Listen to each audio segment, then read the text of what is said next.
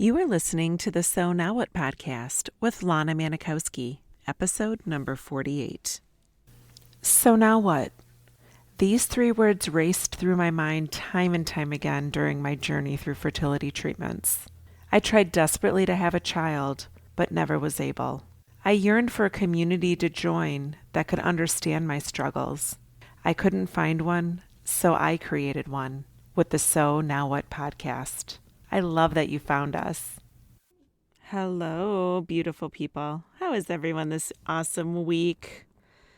I am feeling so full, so grateful, and so energized by the amazing students that I've been working with and all of the people that have been so receptive to my new coaching collective that I presented to you on episode 47 last week.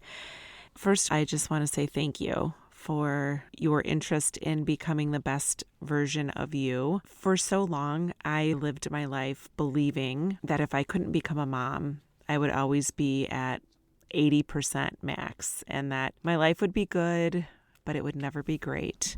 I've learned that that is just wrong. My ability to create a life that I love, even if I'm not a mom, is so real and so available. I show up here every week with a message for you to hear and start to believe that that is possible for you too. You don't have to live your life at 80% max. You don't always have to look around and think or believe that you're missing just a small piece of the puzzle. And if you just had that one piece, things would be great for you. It's not true. And I only know because I spent many years believing that, and I know you do too. There was no one out there talking about what life could look like, feel like, and be like if you weren't a mom. The stories that we heard were always the sob stories and the sad stories and the stories of broken women and women that never felt complete. I'm here to tell you that completion is available to you, and you have everything you need right now within you, but maybe you just don't know how to find it within you. That is why I show up here every week and do my best to bring to you the topics that come up often within my coaching practice and with my students.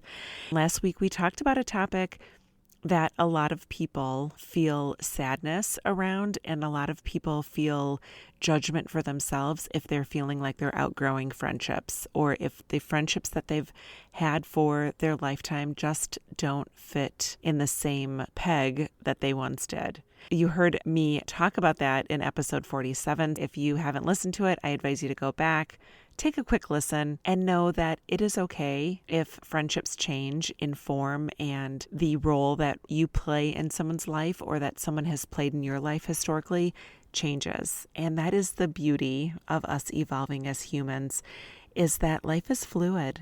And how boring would it be if we only had the same 4 friends for the rest of our life?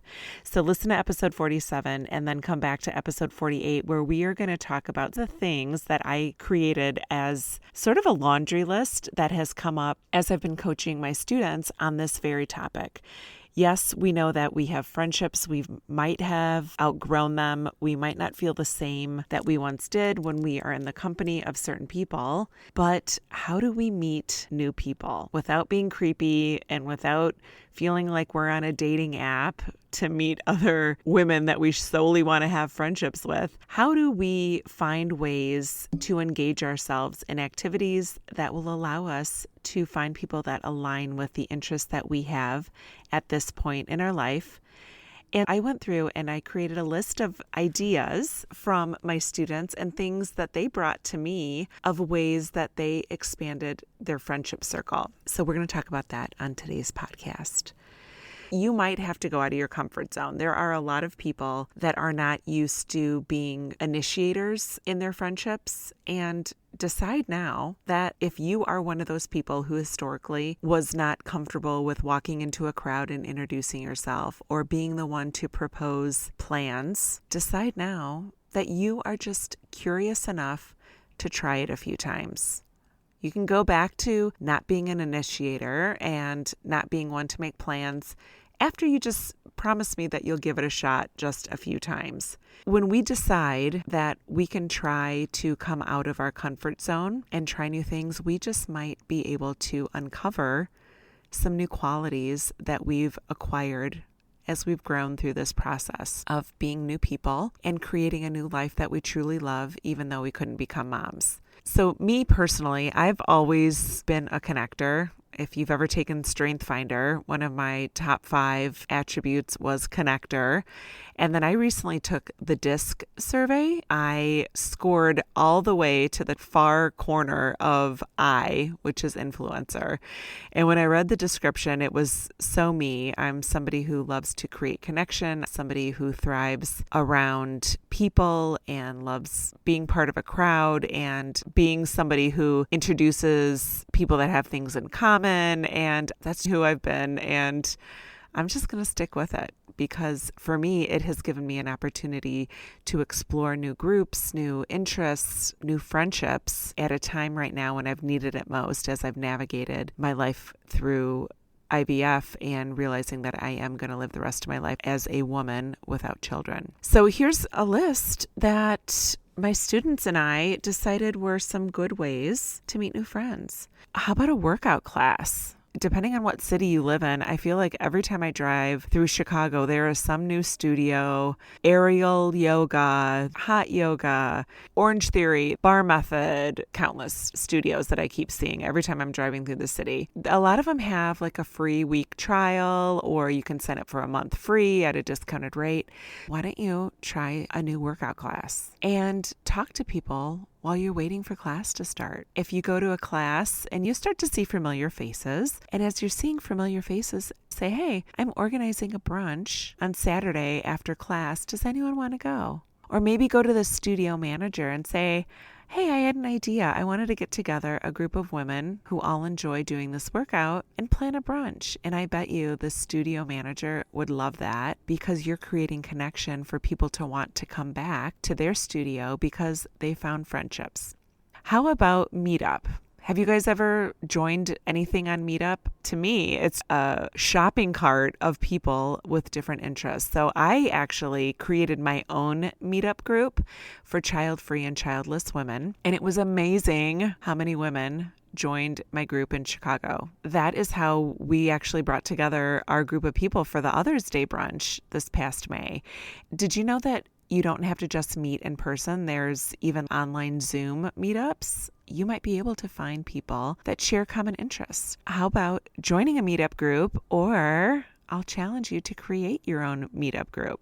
Dog moms. I know there are so many of us that are dog moms. I'm part of a couple dog mom groups that I joined on Facebook. Some are more general dog mom groups. Are any of you in Women Without Human Children? I absolutely love that group on Facebook. If you are, give me a shout out and let me know that you're on there too, because I love to find you on there. How about maybe someone you see at the dog park? Maybe somebody that you see on walks often. Maybe if you have a dog that plays well with another dog, you can create a play date for your dog. I wish my little Coco was a little bit more social. She's kind of a jerk to other dogs, but back in her younger years, she was so sweet at dog parks, and I used to meet some of the nicest people when I would take her to our local dog park. Utilize your potential to become friends with other dog moms. Some of my students are former athletes, and they have had really great success meeting new friends through a tennis group, for example. One of my students played tennis in college, and she has had such a fun time getting into a doubles group with other women that play tennis and has found some nice friends that way. Golf is another thing. I've had a couple of my students that have joined golf leagues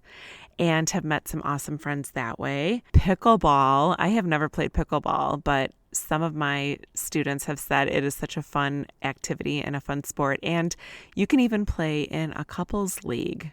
So maybe you want to get your significant other and you guys play pickleball together. Someone else suggested volunteering opportunities. If there's an opportunity that you've heard about and you want to be somebody who gives back in the community, you might just be finding some new friends while you're volunteering. There is the opportunity to join a book club. Are you an avid reader? I was thinking I should create a book club. I have recently gotten back into reading again, and I have had a growing list of books that I want to read. So, you know what? Let's throw that out there. I'm going to throw out us creating our own book club here, our So Now What book club. So if you're interested in that, drop me a line. Let me know your favorite book. Maybe we'll organize that. Alumni events. One of my students is really active in her college alumni association, and she said she has met some awesome people going to their organized alumni events and has even host of some of their local area alumni events. Friends of friends. That was another big one.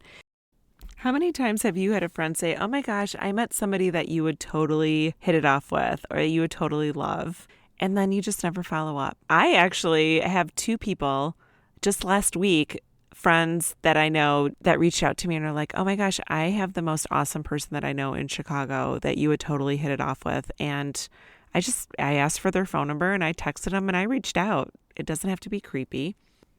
Last but not least, you can join my So Now What Sisterhood. You heard me talk last week about my 3-month coaching collective. This is going to give you the most amazing opportunity to close out 2022 as your best year. It can be the most transformative year yet, because in 3 months, we are going to pack together some of the most amazing women who are going to be doing growth and creating and carving the path to the most amazing life that they can dream of. And I chose this timing because there's a lot of triggers happening towards this end of the year. You have all the back to school photos that you're seeing of friends and family. There's Halloween where you're seeing people trick-or-treating, the cute little kids coming to your door for trick-or-treating. And then, of course, the holidays. So in my 3 months with us together, we are going to do some of the most amazing work creating the life that you truly love, even though you couldn't become a mom. Just some ideas for you. And if you're thinking of other things, I would love to add them to my list. I'd like to have that as part of my resources. So drop me a line. Let me know if you have any other ways that you have found to create connection with others. And of course, if you're interested in joining my 3-month coaching collective, please let me know. I have had an overwhelming response of people reaching out, wanting to get more information. I would love to hold a spot for you because it is important for me to keep it a small group so that we can start to build some bonds together and it can be a safe environment that doesn't seem too overwhelming and too daunting. So I hope to see you there. Have an awesome week, and remember, it is never too late to discover your meaning. I'll talk to you next week.